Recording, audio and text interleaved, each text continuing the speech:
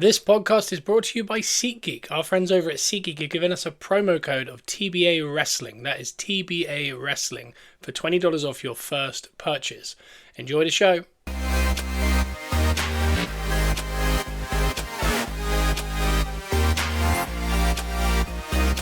Welcome back to Gunners Rust Podcast, where we are positively Arsenal, and that we are. And this is the not so Vinicius Jr. podcast. This is the 2 days later. I don't know. Maybe it lasted 3 days. It was exciting. It's over. It's not. We'll get into that more today because I don't think it's actually as over as people think. I also don't think it was as on as people think, maybe. But either way, we'll find kind of the middle ground. And I actually do feel very positive about it and what it kind of means for us as a club. That we even tried to do it. The fact that it's not actually over, I won't feel that saga is over until Ornstein says so. And I know that seems ridiculous because realistically, the reason we feel like it's over is Sky Sports. And I mean, Sky Sports have lost so much credibility because they usually just kind of do a lot of paper talk and things like that. Whereas we're further along than what we were 10, 15 years ago with Paper Talk. We're more deep into, Ornstein and Fabrizio and all these people. And there's also all these other in the nose. Places like Hand of Arsenal who also haven't commented on it. The Athletic, James McNicholas, friend of the show. These guys know a lot more than what Sky Sports know. And Sky Sports don't have those kind of, reporting. They just go, oh, look, the back of the paper says Vinicius is re-signed, or, Madrid have said this. Madrid haven't made a presser. And if you know one thing about La Liga teams, especially Atletico, Barcelona, and Real Madrid, is they'll make a statement for pretty much everything. You see that kind of the club badge come up on Twitter, and it'll say club statement. You click on it, you think, oh my God, what's happened here? And it'll be like, I don't know, an academy player's like hurt his knee and he's going to be out for 3 months. And you're just like, oh my word, why scare us with that first statement? So they love making a statement. They haven't on this, which is, I think, a bit more telling. So we'll talk about today. The players are in Girona. And I actually want to talk about a couple things. Some of the signings Chelsea are making, what that means. Do we have the profile of Rodgers and an Alvarez at home already that's in Girona currently right now? And just some other bits, as we get around to it, and kind of a little bit, not paper talk, as I've just mentioned, but kind of some transfer speculation. So today that will be that. This will be ad-free over on the Patreon, so check out our Patreon, click link below if you really want to hear more from us. It's about £6 a month, and you get in a raffle for an Arsenal graded card every single month. So check that out. But for now, I think we'll start with the Vinicius stuff. Monday we did the Vinicius Jr. podcast. Today is the Not So Vinicius Jr. podcast. But we are still going to talk quite a bit about it. But it basically is that Sky Sports reported, I'm going to read it out because it's probably the best way.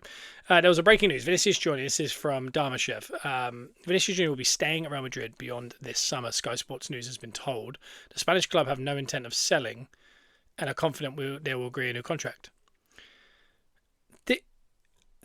There's no real reason that the reason they've said that is Darmashev is on there, reporting or whatever. There's no credit to who he's spoken to. It's just word from Madrid. It's like, what does this mean? Because we have active, Hand of Arsenals and Ornsteins and that who are talking directly to higher ups in the clubs, and they're saying, well, this is very much an interested deal on both parties. So I don't think it's over.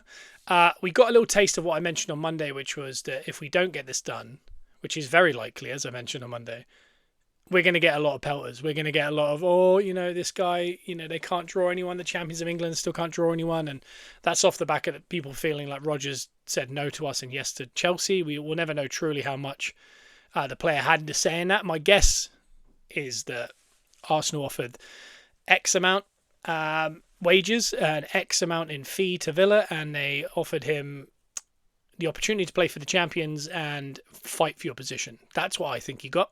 I think at Chelsea, they say, you're going to be the superstar. We're going to give you X amount.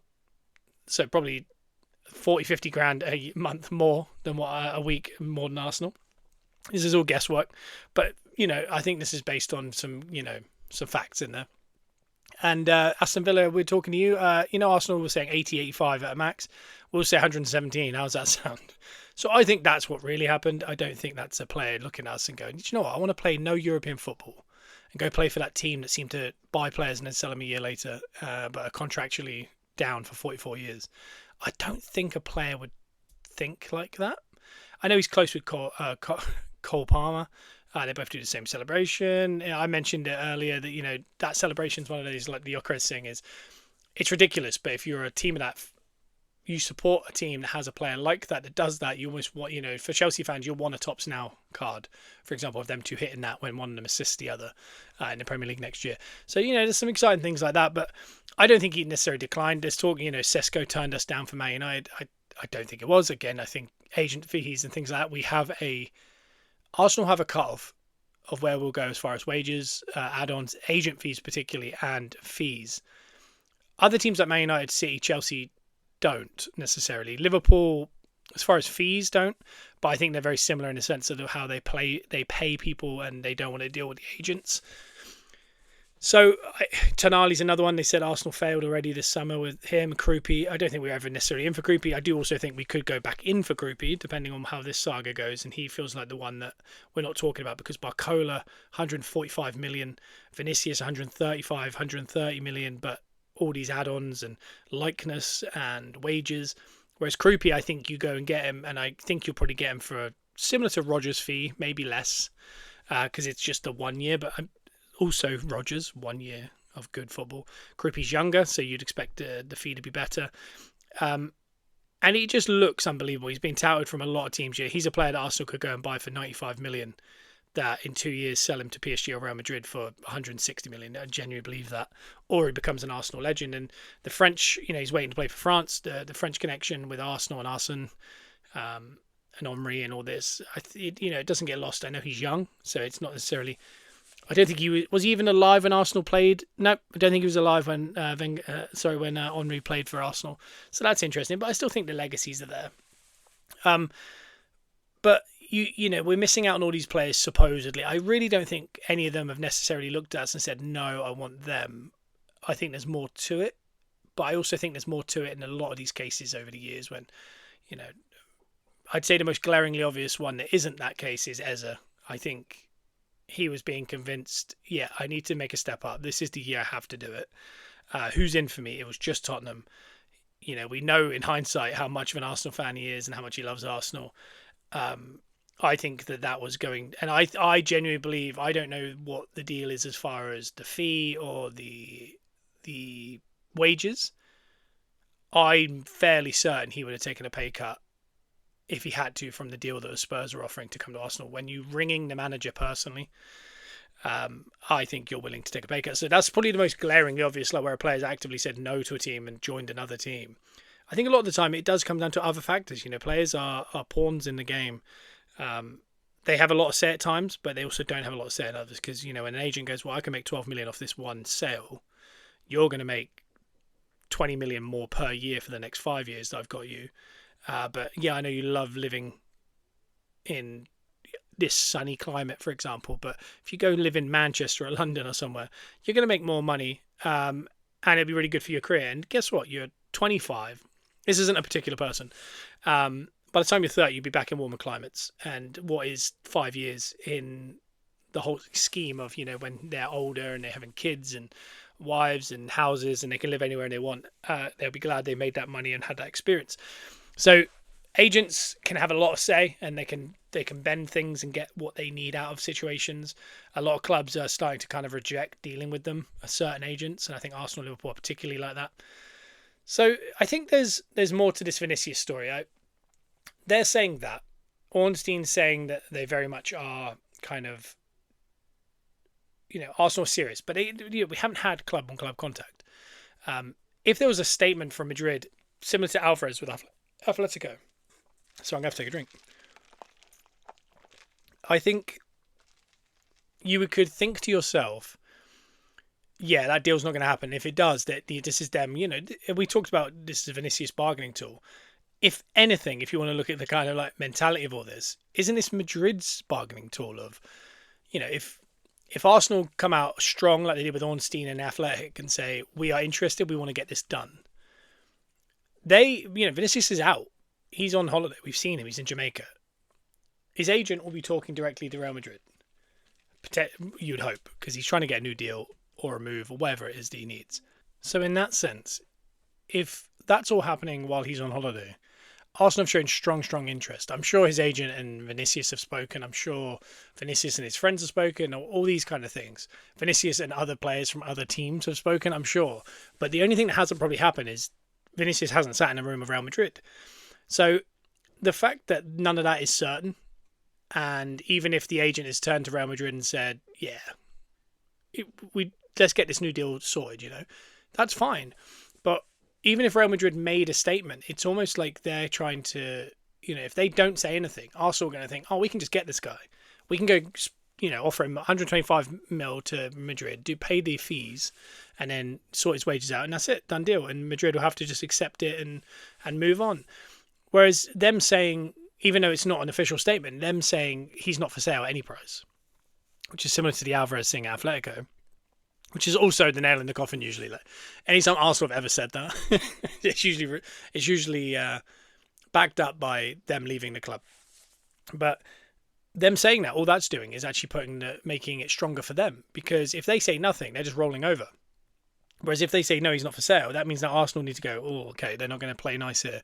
All right, well, we have to offer him more, or offer him an incentive, or offer him a player. I mean, this is a team that wants centre-backs. This is a team that need players. There's so many assets in our team that you think, I wonder if we could get something done here. So they need to say something like that. Like, what do you expect them to say? Yeah, he is for sale. Then what if Arsenal don't make the deal done? Then he goes back to Real Madrid. You've got a player that knew he wasn't wanted but had to stay without a new deal, and then he goes for free next summer or for 50 million in January when Champions League gets real, deep into the rounds, so he could go and help someone else win the Champions League or a league or something. So it doesn't make sense for them to kind of stay quiet. They need to say something. But the fact that it's not an official statement, it's just, been potentially fed to Sky Sports, tells me it's almost another ploy on the other way. So whereas before we kind of thought all of this was probably just a ploy for a new deal, Madrid actually saying something makes it feel less of a ploy and more of a Madrid now trying to get their upper hand of like, oh, how are we going to get the best out of this deal? Because, if they turn around and said, yeah, he's not for sale at any price, Vinicius, that tells Vinicius, oh, okay, I'm staying, but I want a new deal. And if they turn around in negotiations and say, no, we're not giving you a new deal, he knows he's not wanted and he's going to go for free next summer. So that's not good. So if they say he's not for sale at any price, they have to kind of offer him a new deal. And if that deal's not up to scratch, he's going to ask to leave. If he asks to leave, Arsenal are the one team in for him, which means they're going to have to sell. Or have an unhappy player for 12 months and then sell him for free, which make no sense for the club. So what's actually happened, I think when you get deeper into the weeds, it only makes the case that Arsenal might be trying to buy him even stronger, because Real Madrid are playing their hand of how do we get out of this better. Because if you imagine in amongst all this, we don't know this, what if Vinicius is desperate to never play for Arsenal? Like, he would hate to play for Arsenal. He only wants Real Madrid. He sees all this interest from Arsenal. He's going, here we go, happy days. That means Real Madrid are going to pay because they're scared of losing me and all the image rights and all the shirt sales and all that kind of stuff. And if they don't say anything, he's thinking, oh God, I actually am going to go. And Real Madrid don't want that. They want him to almost feel like he has to accept anything to stay. So they have to play a hand. And I took a long way around that. But essentially, I actually think this little stage in the saga is actually swinging the pendulum slightly actually back towards him going to Arsenal, or at least something happening. Because I just don't think I think they would have put a statement out saying, we're in negotiations with Vinicius Jr. He is not for sale for any price and he'll be at Real Madrid next year. Statement out, saga over, Arsenal move on. And also, I would rather that, if that is the case, because I don't want Arsenal to, like Edu did many a year, chase this until the end of August. And at the end of August, 36 Crazy Fists, that was a deep cut for anyone who got that. I don't want us to be going, oh my God, this deal actually isn't going to get done with 6 hours left the transfer window, and here comes Rashford on a loan. And again, we keep saying that Rashford signing for Arsenal, I don't think is as bad as what people think. I think if him and Tzoles, Is Rashford as good as Martinelli or better than Martinelli I would say it's pretty similar. He might have a better scoring rate. I think as an overall player, maybe Martinelli's got a better attitude and more defensive qualities. Is Trossard and Tazolis. Tazolis is really impressing people in training here in Girona. I know it's early doors, but he's a player that I've said already I'm really excited about. So to go from Martinelli and Trossard to those two isn't the worst thing, because you could potentially bring in close to 80 million for those two players. You can get a loan, a £34 million player, and we're actually in net profit on the left side and not unimproved. And then in January, you go looking for Vinicius. Or next summer, you go, we'll have Vinicius on a free. Because if he truly is interested in joining, you know what I mean? Like, what if he is, then maybe he will go, I'll run it down. I'm not even going to go into negotiations. I'll see you next year. And we don't know if that is what he wants to do. Either way, time will tell on the Vinicius deal. I think we almost got to let this breathe, and maybe I'll catch up with it on the Patreon at the end of the week. So if you want to hear a bit more about that and as this unfolds, I mean, this Vinicius saga could be the Patreon for the whole of the summer. I do not know. There's two parts of it. I don't want that necessarily. If it's the end goal is it actually does happen, it is very likely, and I don't want us to be strung along. I don't mind the saga going a little bit and us getting the deal done, but I almost want that kind of concrete Vinicius' team to come out. And again, they're not going to because they're trying to gain a better deal, but you want something somewhere where Arsenal go, okay, we've ended our interest. We can now go look elsewhere. Especially in the time we've lost out on Rodgers in some capacity. Barcola looks like he's going to Liverpool. And again, I don't know if we were even ever interested in Barcola as far as the way he fits into the program, but Vinicius, let's say, is, I don't want us to get strung along. And I think James McNicholas actually did say, you wouldn't hear a bomber, as they say, or Athletic wouldn't get involved and Arsenal wouldn't get involved if they truly hadn't got some kind of information from a very good source, as in directly the player or the agent, to say, yeah, there could be interest. And again, that agent can lie, and that agent could say, yeah, oh yeah, we are. And then turn to Vinicius and go, don't worry, it's just to get the better deal. But someone of very high note must have given them the kind of green light to be like, yeah, it's well worth your interest. So I think it's further along than what people realised. I don't think it was just pure rumour at all. So again, like I said, that saga continued, but I really hope, and Berta proved it last year, we missed out on one, we missed out on two, we went for third. We missed out on one, we went for second. We got our first, then we kind of went for our second. And also, as the transfer window evolves and opportunities for sales come up, that also then changes your thing. So I think what was nice was Edu, it felt like he went, for example, if this was Edu's window, he'd go, well, Hincapié has to be made permanent, cool. What the manager would like is a good central midfielder, a new left wing, and maybe a defender. And you go get a defender that we don't know, probably from Brazil or Portugal, who we don't really like, someone like a Pablo Mari, that type. I'm not talking a Mosquera, I'm talking like a 23-year-old from the second division somewhere. And we go, okay, 25 million seems a bit, but all right, well, at least we got cover. Then he would kind of get stuck into the meat of the next bit. And what would happen is we would be sitting here going, do you know what would be great? Bruno or Tonali that would improve us. I don't want to not be improved. And I don't think we'd even be in for them. I think under Edu, I think he would go directly to his agents, the people he's in contact with, which ironically is Bruno Guimaraes' agent. But I think he would be looking closer to... I'm trying to think of the right kind of profile. But like Bouadi would have been out of the picture. I don't think that would have been in his abilities. I don't think Bruno Guimaraes would have been. I know Declan Rice technically was. But I felt like there was a lot of people involved in that. I don't know. I think he would have been in for someone, maybe the Fernandes deal. Maybe he would have got that Fernandes deal done before Tottenham did. I think something like that. And then he would have focused the next 2 months on, let's say it's Vinicius. And it would have got up to the last hour and we would have missed out and we would have panicked and we would have got someone else. And there wouldn't have been a second option until that last day. And there was like, what is left? Whereas with Berta, we saw last year, Isaac, Sesko, Gyökeres. We end up with Gyökeres. Not a bad thing. Years back, even under Edu, what happened was, this Tazola thing screams, and Jamie Carragher actually brought this up. We try to buy Mudryk for 100 million, we get gazumped by Chelsea, and we get Trossard. We've tried to get Rodgers, we get gazumped by Chelsea, we go get Tazolas. And again, I know that that's not as linear, like that. those deals, Trossard was a direct reaction to losing out on Mudryk, and it was actually a better signing, clearly. The other one, Tzolis, was going to happen whether we got Rodgers or not. I think we wanted 2 left-sided players. But I think the sentiment is the same. I think sometimes you go, okay, we instead of spending 117 million, or both of them 150 plus million, I think we've bought one, and I think you actually will turn out to I'm not saying he'd be better than Rodgers next year. I'm not saying overall in the rest of his career he'll be better than Rodgers, but I think it might turn out to be one of the better signings we make, and I feel really good about that.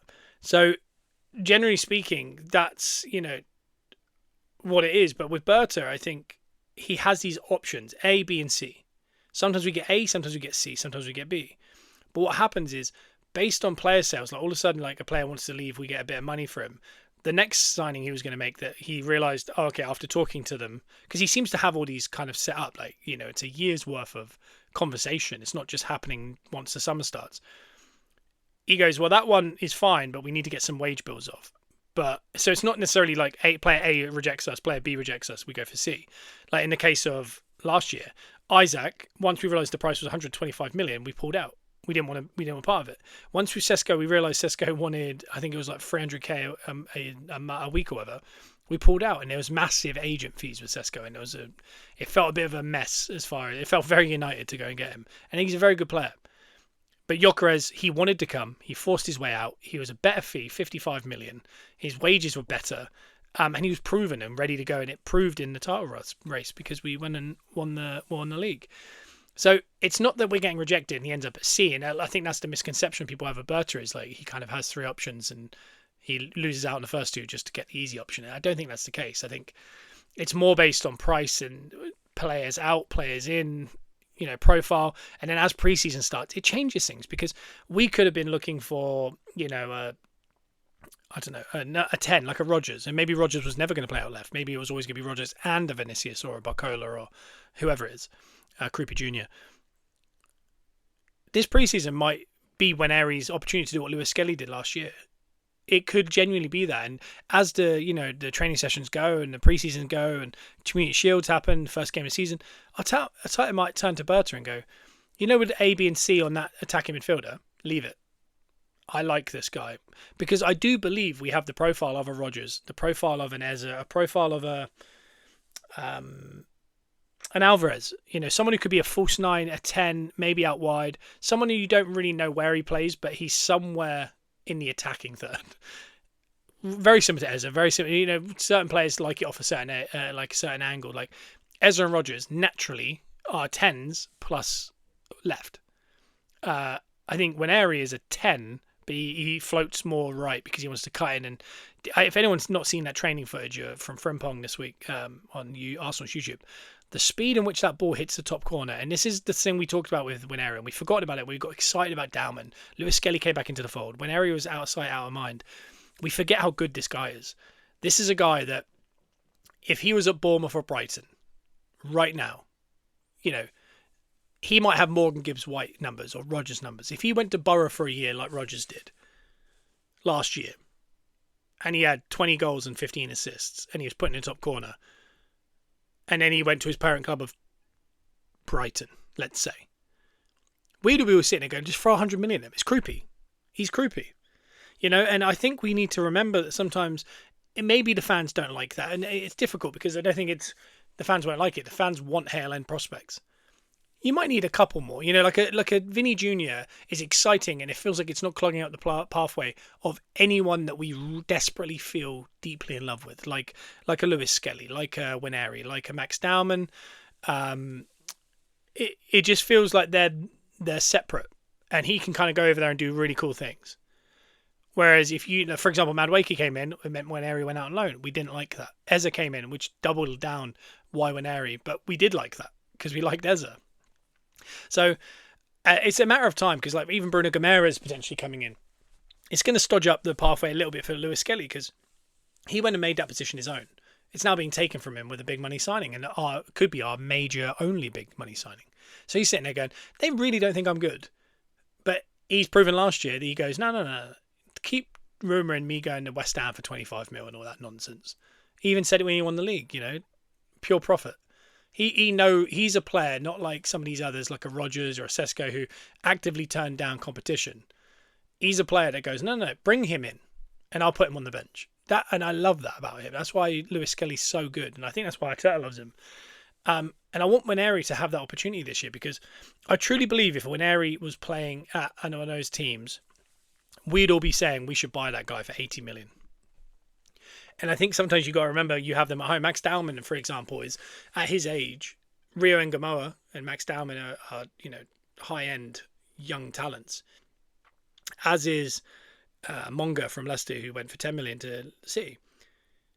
So it's not like he's a big money signing, but when Harry and Lewis Kelly, they're real assets. And I know that it's tough to turn down pure profit, because in a world where PSR and we want to make big signings and play it, fans want Julian Alvarez, albeit I think 80% of fans don't want Julian Alvarez. Even though we all respect him and think he's an unbelievable player, I don't think we want Alvarez. I don't think we want Barcola. I think we're all excited by Vinicius Junior because it's just something so left field of Arsenal. I think we all want Nwaneri to play, and we want Dowman to play. I'd love to see, I'd love to see a front.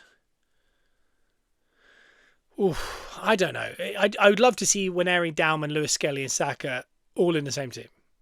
That's what we'd love. What I'd love is Arsenal to produce a centre forward. That's what I'd really love. But is Nwaneri that? Is he a Julian Alvarez type? Because when you look at Gyökeres, I think he did unbelievable for us. I've made it I've made it very apparent I love Gyökeres. But the way Arsenal play, we like a Havertz type. I don't know, he's tall, Moreno's the same. I know Arteta likes that. Someone to drop in, he's comfortable on the ball, he moves it on. But a false 9 type, like Nwaneri, is a Rodgers. He's a power runner, he's a great striker of the ball. And I wonder if someone like that in that number 9 role, who's coming in, winning, I guess it's similar to what he was trying with Smith Rowe. But he has all the attributes to be able to drop in there, win the ball, like Alvarez. Look, as Alvarez come to us, he's not playing in Odegaard's or Ezra's position. He would have been playing in Havertz's position. And he would have been dropping in. And he's a similar profile to Nwaneri. So I just think, even though we're at the top of the league, we have to trust some of these players. And I don't think we should go and buy, a Rodgers type or someone like that if he's going to stodge up the pathway again for Nwaneri. I don't mind that left side being touched, because I don't think we truly have any left-sided players coming through. Dowman's a 10 who can play right. Nwaneri's a 10 who can play right. Lewis Skelly's an 8. I don't want any of those guys getting, stuffed up. So I'm very happy with looking there, even if it is Krupi, because Krupi's a guy who can play left or in the middle. I like that. I think Krupi makes a lot of sense. So does Julian Alvarez.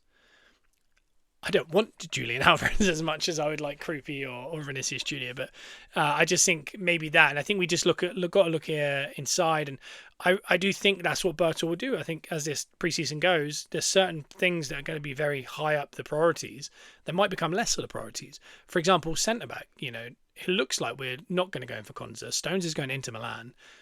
It looks like we're looking at a right back, which makes you think, oh my God, we spent 3 years buying multiple left backs. Now we're in the right back game, because we look like we're not going to sell any of our right backs. And Timber, Ben White is fully fit, but Timber is close to being fully fit. But I think what they're thinking is both of those guys can play centre back. So if you get another right back, because it seems like the market might be better for right backs than centre backs, either one of them could become centre back cover. So because this Fresneda, I believe, is a player that we've been linked with for a couple of years, but apparently we're in talks a little bit at the minute. It's early stages. I don't want to be spending 50, 60 million on a right back. That's for sure. When we've already got 30 million Timber and 50 million Ben White. And 13 million Mosquera, who, again, plays centre back or right back. So I don't think necessarily we should be putting any time into the centre backs, even with Saliba's injury. But I just think when you look at that, I think maybe it changes the way Berta looks at things, because this preseason starts, Ben White's in full form. He might go, I don't think we do need to lay 50 million there. And that means we've got 50 million more. But what we do need is we're very short in midfield. So I know Bruno Gomes, we wanted 75. Maybe we do go 95. Get it done, because we don't need that fullback. And I think that can be changed by preseason. As much as people think preseason is a bit throwaway and fitness based, I think you do learn a bit, and people take it into the season. And I know we've seen multiple people have unbelievable. Think of Yayo Sanogo. We thought we found a new Henry in that one preseason. Didn't really play that season because he isn't good enough. So sometimes people do look better. Fabio Vieira's had multiple good preseason and could have another one with us, believe it or not. Nelson's another one. But I just think Nwaneri could show something here that you think, do you know what? It's not like he's not got experience. He's very talented. So I'd love to see that. And that's why I'm very excited about Girona on Saturday. I think watching that game, seeing Arsenal for the first time, and it's going to be low, kind of tempo, maybe very much a fitness exercise, but we played behind closed doors just the other day, and we won 3-0, and I can't remember who got the third. It was a youth player. I'm completely struggling with the name right now. But Tozola's set up, I believe, Weneri, and then Jesus scored. So Tozola's already got an assist. Again, that's not going to count, obviously, in, stats and all that. But it's nice to see that he's in and around the area, and Weneri's also in and around the area. Jesus, apparently Arteta has said, is a big part of his plans, which is really surprising. And again, I don't hate it. Again, this is we've gone through years where you hear that and you think, oh, we're not going to make the signing. Well, ahead of him, he's got Jesus, Havertz, Moreno before he would play. Havertz, Gyökeres, and Moreno before he's going to play Jesus. If Jesus happy to do that, I'm very much happy to have a 5-time Premier League winner who's that talented. Because if you think about this past year, we won the league. He hardly played. He was fitter than he has been for a long time. But he scored a couple goals. You think of that own goal that he kind of forced against Wolves, and he scored a couple in the cups that took us to a final. He did a couple things, and instead of him just getting 20 goals and 5 assists like Gyökeres or like that kind of numbers, he got like 2 goals, a couple of assists, but they were really important ones. And just when you think, oh, that guy's injured, that guy's absolutely shattered, we're not getting anything out of this one. All of a sudden, here comes now a 5-time Premier League winner, and he does something, and he wins you a game, and that's the kind of depth in squad you need. Because, when you think over at City, for example, if Haaland's not playing, who's playing up front? It's Foden out of position, it's Marmoush out of position, it's Cherki out of position, it's something. I mean, at Arsenal, if Gyökeres isn't playing, we've got Havertz, we've got Moreno, we've got Jesus. At City, you think, because we think of City as the biggest squad because of the money they've pumped in, and you think of their right side, you got Semenyo. You got Savinho. Maybe Cherki or Marmoush can go in that position. Again, I'm spreading people thin. On the left side, you have Bernardo Silva. He's gone. You got Doku. The backup to that is Grealish is back off loan, but I don't think he'll be there. But, the backup to him, to Doku is Foden pushed out there. And again, you think to yourself, God, they are thin.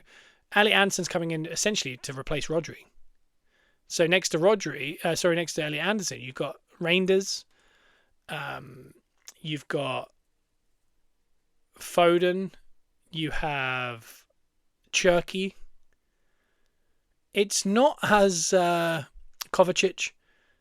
That's not that isn't the crew that you think of when you think of City and the depth they're going to have in that midfield.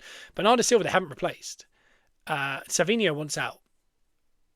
I think that either City are about to go huge on somewhere. They're going to go get a couple players and we're going to go, whoa, what is this? This is out of nowhere. Because they're not really being talked since the Elliot Anderson one. But if Elliot Anderson's the only one and losing Pep, Bernardo Silva and Rodri, there's not a great position. I know, and it's just Old Trafford as well, somehow for 40 million. And I have been explained to by Lewis, a friend of the show, Elton Prince and WWE. Because I said, how is it that they bought him for 30 million and then sold him for 40 million? He didn't play. When you think of Arsenal, we can't get 5 million for Jesus. And what it is it was actually a buyback. So what happened was when Burnley sold him, they could have him for 30 million, everyone else was 40 million. So it should have been 40 million, but they've decided to have him back. Then they've sold him on for that original price. But he's retained his value somehow, which is really interesting. I think it's really good business from Leeds. They brought in Harry Wilson and Trafford. I mean, that's just good stuff, isn't it? But yeah, I think going back to the transfer policy, I think it'll take twists and turns, and it has to be an active window, doesn't it? It has to be liquid. You can't just, these are the guys we want, and that's what we're going to do. Because, for example, if, touch wood, Saka goes, I need Achilles surgery, I'm out for the year. All of a sudden, you go, well, it's Dalman, it's Madueke, and Weneri trying to figure out the right-hand side. You might have to go get a right-hand winger. And that might have a 3-year knock-on effect because you go, oh, when Saka's back, he goes back in. Where's Madueke? Where's the new guy? Where's Dalman? Where's Weneri? So there's so many things that happen that can really mess up your kind of plans. And you think it's happened to Arsenal multiple times in this Arteta run where, we're looking good, all of a sudden an injury, and you go, okay, we have to bring this guy, and that guy comes in, he's unbelievable, that other guy struggles to get back in, that guy gets sold. You look at Zinchenko, you look at Jesus, you look at Thomas Partey, you look at a lot of players like that you think, you kind of thought they were like the untouchables in the squad because they were so good, and then a little moment, and the path goes a completely different way. And that's why you have to be liquid. And I think you have to be liquid even inside the transfer window itself, because I just don't want to be caught in this Vinicius thing for another month, and we're getting strung along. And I trust that they have on good authority to keep going. And if they are, Bert has proven in the past, he's not just working on that one deal. He's working on the multiples. And he's working on multiples based on it. But the only downside is there could be an opportunity. This could be a thing where if we sign Vinicius, these X, Y, and Z can't happen. If we don't get him, X, Y, and Z can happen. But X, Y, and Z are still looking for moves elsewhere. So if the longer we wait in this, we might miss out on like a Bruno. We might go, we need those fees if we're getting Vinicius. We get carried on. He resigns at Newcastle. Okay, now we lose Vinicius. We need a central midfielder. Now we're going to have to throw a load of money at Boadi. And we go, instead of a plug and play, we've got a guy who's competing with Lewis Skelly, similar age, similar kind of quality and kind of experience. And we're down more money than we thought we would have been for Bruno Guimaraes. So it's such a complicated thing. It's the reason why none of us listening, unless Berta out there, you're listening, or any other football directors are listening, it's the reason we can't do it. And we just kind of go, well, I would really like Bruno Guimaraes and Vinicius. Because it would be good. And I do think we'd be very good if we do get that. That's what I also want to talk about was, as an Arsenal fan, step back and just think about this. We are in a situation where we are in for Vinicius Jr. And Bruno Guimaraes. We were in for Bruno Guimaraes 4 or 5 years ago, 3 years ago, whenever he went to Newcastle. And I don't think that's out of the realm. But Vinicius Jr., Real Madrid's best player, I don't think we've been in a world where we actively are scaring other teams, pundits, and Real Madrid with the potential of like, yeah, that seems to be like that's a lucrative place to go. And we've come a long way from the days of, and I don't want to get caught up in like say the first name to get away was Shamak and Bentner and these guys. I mean, I would say that Arsenal are the team that would go and find Krupi Jr. before he went to Bournemouth, and we're a team that would go and get, Matoma before he ended up at Brighton. And I think Brighton and Brentford and teams like that, Bournemouth even, they're finding those players better than top teams like Arsenal are now.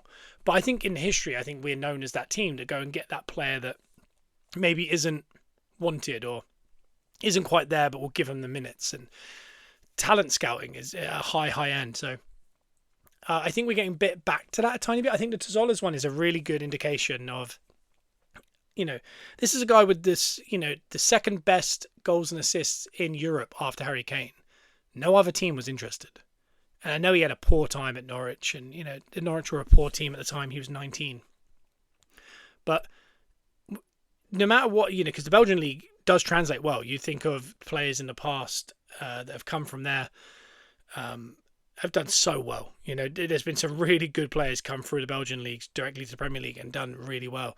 So it's surprising that other teams aren't in for him, but he seems like the type of player that Brighton would have bought at 24, like they did with Trossard.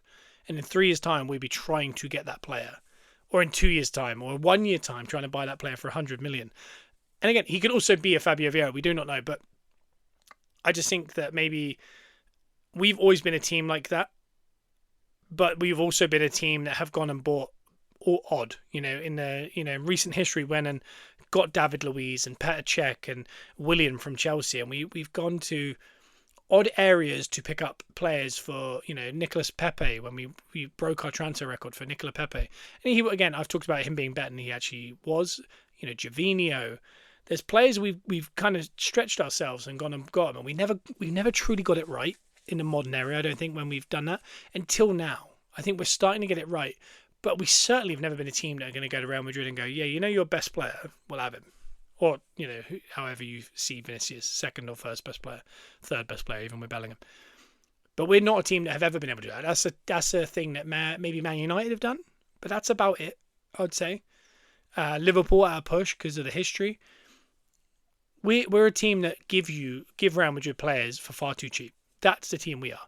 So for us to even have them a little bit nervous shows you how far we've come. And it reminds me of, when Arteta took over and he said year 1 this, year 2, year 3, blah, blah, year 6 it goes bang, or whatever it was. And he really delivered. I think that's something that we're going to have to look back at, and I think something that we got to really credit Arteta for, and the owners, because they stuck with him. It's what Chelsea should be doing with Alonso. They've gone and gone, that's our man. It's going to take time. And even when it wasn't right, because we were coming 8th twice in a row with Arteta, it was so easy to go, let's move him on and get... I remember the name Allegri getting bounded about, Jose Mourinho bounded about. It wasn't an easy ride. He had to offload a lot of big egos and a big personalities and a big price tags. He had to bring in players on a shoestring. Then he got an opportunity to spend. He spent right. He started to get it right more often. There was players that were not here for the long term, like Zinchenko or Aaron Ramsdale. There were certain players that were there for a moment. You know, Emile Smith-Rowe helped us build this, but wasn't quite good enough to stay in there once we started challenging. There's players like Martinelli who've been there from the start, but maybe not been the player that got us over the line all the time, but he's always been there. But some of them, you know, you lose them along the way, and sometimes we buy a player and we think, oh, this is a guy, I'd love to see him stay at Arsenal for 10 years. And Arteta realises probably not going to be there 10 years, but he's certainly going to get us over the line for 2 years. Trossard was a perfect example. We were trying to buy a 20-year-old for 100 million. We ended up taking on a 28-year-old for 21 million. But that player got us over the line. He also challenged for the league 3 years running until he won the league. Got to a Champions League final. That was, you know, unbelievable. And at that age, we knew he wasn't a player that we could keep forever. He knew he was a player that we couldn't even keep this year because of his age and what he needed to do and the contracts he needed. So to manage that, you know, multiple, you know, Hale End coming through here, that one's to be sold, that one's to stay forever. That one we thought was forever, but it actually got sold. This one we were going to sell. Actually, he's going to stay. And this is why I talk about the sliding doors with Waneri and Lewis Skelly last season, the run-in. He literally got us over the line. Legendary status stuff. The management he's done to get us to where we are right now in this summer, where we are champions, having been in the Carabao Cup and the Champions League final. And the summer we're trying to have is uncover a new talent like Tazola's, make that loan deal permanent for great money like 34 million for Hincapi in today's market. But I think we're going to go get Newcastle's captain, the one that, you know, is tenacious, one of the best midfielders in the league. We'll have him.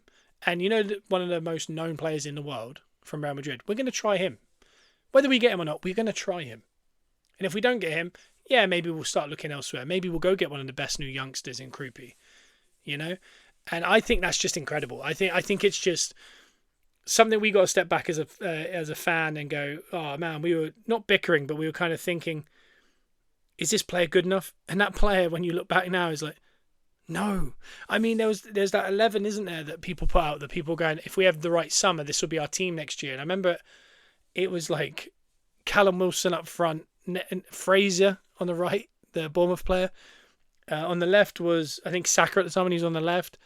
The midfield was Guendouzi and someone. And you just look at it and you look at it now again, oh my God, we were seeing that as an amazing summer. And maybe at the time it was. But we did other things and we thought, oh, I don't know, maybe that would have been a better summer. Look at us now. Like it's so, you got to trust that process that we're going to get it right. And but it's also just a look back and a zoom out of just, wow, look where we are. Look where we are. Because the teams, you could easily be a different team. You could be someone like Chelsea. This is a team that, you know, sold multiple assets to themselves, broke multiple rules, and bought every under 21-year-old in the world that potentially had any kind of potential by looking at FIFA and live score and Opta, and they went, we'll have him, and we'll have him on a 9-year contract, and we'll have him for 100 million.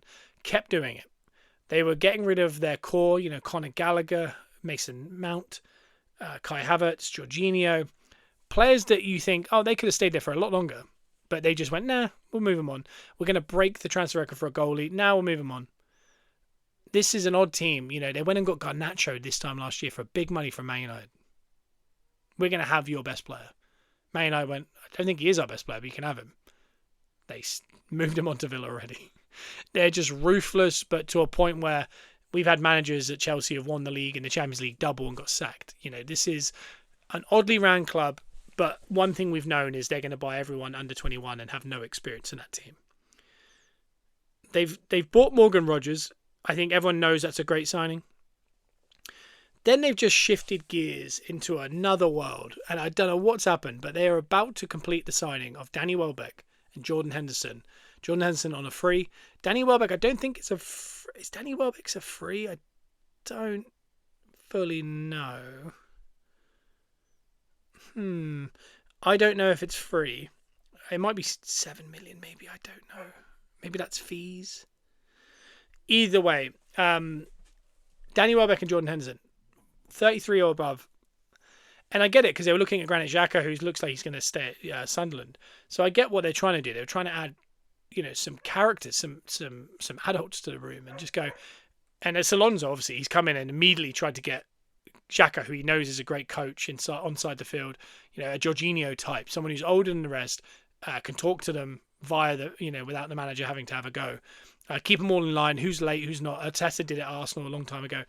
They need that. They haven't got that. I mean, when you look at their midfield three, it's an unbelievable three of Enzo, Caicedo, and Cole Palmer. Who in there is holding people accountable at the training ground, do you think? Because they're not the three most strict characters I think I've ever experienced. You need a Jordan Henderson who goes, are we all together? Are we all here? Let's get going. Let's do this. James Milner did a great job at Liverpool with it, and so did Henderson. Arteta did it with Arsenal. Xhaka did it with Arsenal. Jorginho's done it with Arsenal. You need these players in the squad, and I think he's doing well at doing that, because when you look at it up front, João Pedro, I think he's an unbelievable player. Similar to Alvarez and some others, he's not an out-and-out 9. But he's an unbelievable player. He will be good. His backup is Liam Delap. It hasn't worked out. They paid good money for him, and it hasn't worked out. Danny Welbeck will get you 10 goals, bare minimum. He's a solid professional, fit, hungry, destroying his legacy with Arsenal fans, but he's there, It makes sense. This is a guy who maybe should have gone to the World Cup. He's scoring similar goals to Calvert-Lewin. It's smart. I think what they're doing is smart. It just seems hilarious that they've gone so far from, these aren't 29-year-olds. These are 34-year-olds. We only want 21-year-olds. Now we only want 34 or above. It just feels like, where are the 29-year-olds in your squad? Go get them. The ones that are ready to go, ready to plug and play and win you titles, especially with the amount of money they've spent. But I do think they'll be better without European football. I think with Alonso and I think some of the signings, I think they're being smart. I think this could be the first time where players start to settle down, because there was even talk of Cole Palmer being moved on to United this year. No one's ever safe there, and that's bizarre. You need players to feel like they're safe, within reason. So I think Chelsea are going to do some good things this season, but it is really funny to watch them in the transfer window because they're just so bizarre. The other big news that's just happened is two things. I'll start with one. There's a goalkeeper rule. So there's a new goalkeeper rule, and I just want to bring up the hypocrisy of all of this. English football agrees trial to eradicate the goalkeeper injury tactical timeout. Coach has 10 seconds to select an outfield player to leave the field for 1 minute. This applies across the Premier League, EFL, National League, and Women's Super League. How it works: goalkeeper requests treatment. Coach has 10 seconds to nominate an outfield player to go off the field for 1 minute. If no player is selected, the captain must leave the field. I fully understand that kind of sentiment. I think the player that comes to mind when I think of that is Emi Martinez of Villa. He's always going down with a back injury or something along those lines later in a game. So that's the player I think of when I think of, that ruling. But I think the majority are going to put Arsenal and David Raya at that area. So I'm just going to look at the stats on that. Time-wasting Raya. If I can spell it right. And what you've got is a list of the goalkeepers, the speed in which they got it back in. This isn't, and again, this is a great narrative for me to spin. And I fully understand that this is nothing to do with people sitting down and timing out for cramp or something later on in the game. And I think when I think of that, I think of Verbruggen. I think of Raya a little bit, but Raya also got badly injured a few times later in games. But yeah, a little bit of Raya, a little bit of that. And I think of Emi Martinez. But when you look at the goalkeepers' speed in which they get the ball back into play, at the top is Lamens from Man United, 7.68 seconds. And in nearly a whole second less than that is Verbruggen in second. Then everyone's pretty close together. And then the bottom three is just under 4 seconds, David Raya, Petrovic of Forest at 3.4, and then just under that, Nick Pope at Newcastle. So the speed in which Arsenal get the ball back in play from their goalkeeper is in the bottom three. So that ruling just feels a very kind of, I don't know, they're using Raya as the exception, but he isn't the rule, if that makes sense. So it's very odd. The other big news is right now is the FIFA president, Gianni Infantino, is planning to sell stakes in the World Cup to private investors under a scheme that could potentially earn tens of millions of pounds. Investors discussed held within figures close to the Trump administration. So it's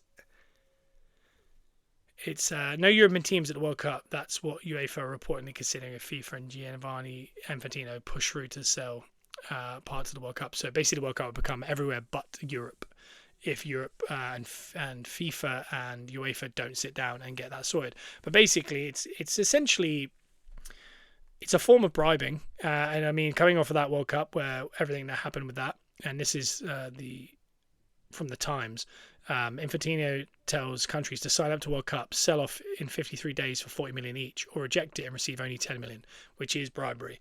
And that is what's going on. And we don't expect much post that World Cup and everything that happened with the Bellingham Red and just, the ad breaks, all those kind of things. So, but this, I mean, this is as in clear sight as possible that's ever happened. The one thing as an Arsenal, the reason I bring it up on an Arsenal podcast is Arsene Wenger is so close to that. He's in that group with Infantino and FIFA, and I definitely think he's diminishing his status with Arsenal fans day by day, especially with that World Cup and being seen with him so often and being a part of a lot of the kind of decisions. And I think this one is a particular one, and for him not to have spoken and not to have kind of come out with anything is a little bit damning. And I think long term, I think it will damage his legacy with Arsenal, and I think with English football particularly. Hence why when people talk about the best managers and Pep and Ferguson, a lot of people now got Klopp and Mourinho and Ancelotti above him, which is ridiculous when you actually just look directly at the facts. But I can see now that as time moves on, he's going to lose a lot of fans and a lot of kind of positive kind of reinforcement as far as the fans of Arsenal go, particularly, which is all we really worry about. But that's big news. That will kind of unfold in the next few weeks, I would have thought. It feels a bit Super League-y, but different. It's not going to affect Premier League, but it feels like something that maybe gets kiboshed because it is pretty out in the open sports washing. So we'll see what happens because we still don't know about 115 charges. So who truly knows? This could go on for a while.